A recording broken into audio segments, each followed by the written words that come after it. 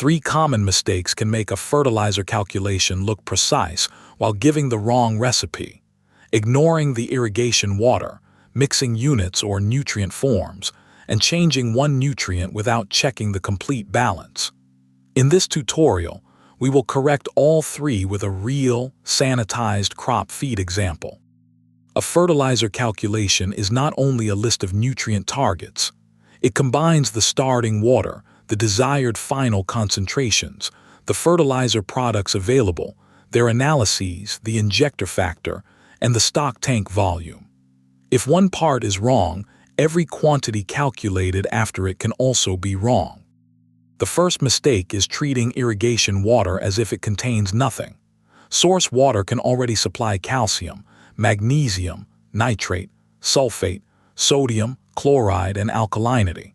Those values influence what still needs to be added, so a copied fertilizer formula can produce a different final solution in different locations. In this crop feed example, water 1 contains 6.20 millimoles per liter of bicarbonate, 1.80 of calcium, 2.00 of magnesium, 1.40 of sodium, and 2.60 of chloride. These are real inputs to the calculation, not background information. The tomato target in this example is 2.00 millimoles per liter of magnesium, and the water already contains 2.00. Crop feed therefore does not select magnesium sulfate for this recipe. If we ignored the water and added the full magnesium target again, the final concentration would be higher than intended. Water 1 begins with 6.20 millimoles per liter of bicarbonate. The final setting is 0.60, leaving 5.60 to neutralize. Nitric acid is selected, so its nitrate contribution must also be counted. Acid dose should come from measured alkalinity, product concentration, and professional safety procedures, not from pH alone. The second mistake is entering a correct number on the wrong basis. Millimoles per liter, milliequivalents per liter, and milligrams per liter describe concentration differently. Nutrient recommendations and fertilizer labels may also report an element, an ion, or an oxide form. The unit and chemical form must both match. Millimoles per liter describe the amount of a chemical species. Milliequivalents per liter include ionic charge. 1 millimole of potassium carries 1 milliequivalent, while 1 millimole of calcium carries 2. Milligrams per liter describe mass, so converting to or from millimoles requires the correct atomic or molecular mass. Phosphorus is a common source of mistakes. A laboratory report may show elemental phosphorus. A nutrient target may use phosphate or H2PO4, and a fertilizer label may use a P2O5 equivalent. These forms are related, but they are not numerically interchangeable. Convert them before entering the target. Crop feed lets us view the target table in millimoles, milliequivalents, or milligrams per liter. Before typing a value, confirm the selected view and the exact ion shown beside the field. When converting an external recommendation, document its original unit and nutrient form so the calculation can be checked later. The third mistake is adjusting one nutrient as if the rest of the recipe will stay unchanged. Fertilizer products are chemically coupled.